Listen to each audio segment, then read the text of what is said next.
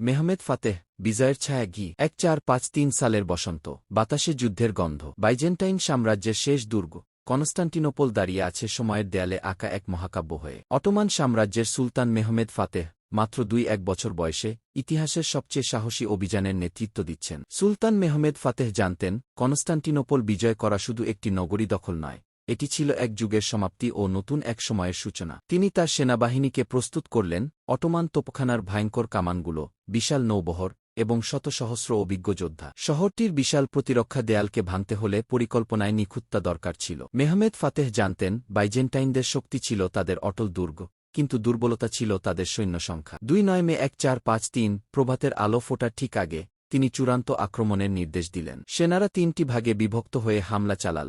প্রথমে অটোমান তীরন্দাজদের ঢাল, এরপর বিশেষ প্রশিক্ষিত জনিসারী বাহিনীর প্রবল আক্রমণ, শেষে বিশাল তোপের আঘাতে দুর্গের প্রধান ফটক কেঁপে উঠ। কনস্টান্টিনোপলের রাজপথে প্রথমবারের মতো অটোমান পতাকা উঠ। শহরটি শতাব্দীর পর শতাব্দী ধরে বাইজেন্টাইন সাম্রাজ্যের প্রতীক ছিল, কিন্তু এখন এটি নবজাগরণের দ্বারপ্রান্তে। সুলতান মেহমেদ ফাতেহ বিজয়ের সাথে সাথে ঘোষণা করলেন, নগরীর মানুষদের রক্ষা করা হবে, মসজিদ ও গির্জাগুলো সংরক্ষিত থাকবে, এবং এটি হবে এক নতুন সভ্যতার প্রাণকেন্দ্র। বিজয়ের পর তিনি কনস্টান্টিনোপলকে ইস্তানবুল নামে পুনর্গঠন করেন। এটি পরিণত হয় বিশ্বের অন্যতম গুরুত্বপূর্ণ শহরে। মেহমেদ ফাতেহ শুধুমাত্র বিজয়ী শাসক ছিলেন না, তিনি ছিলেন এক দূরদর্শী নেতা, যিনি সংস্কৃতি, জ্ঞান ও ন্যায়বিচারকে সাম্রাজ্যের ভিত্তি করেছিলেন। এই মহান বিজয় ইতিহাসের পৃষ্ঠা জুড়ে চিরস্মরণীয় হয়ে রইল, যেখানে এক তরুণ সুলতানের সাহস ও বুদ্ধিমত্তা পৃথিবীর মানচিত্র বদলে দিয়েছিল। তুমি কি মনে করো, গল্পে আরও কিছু চরিত্র বা দৃশ্য যোগ করলে এটি আরও আকর্ষণীয় হবে?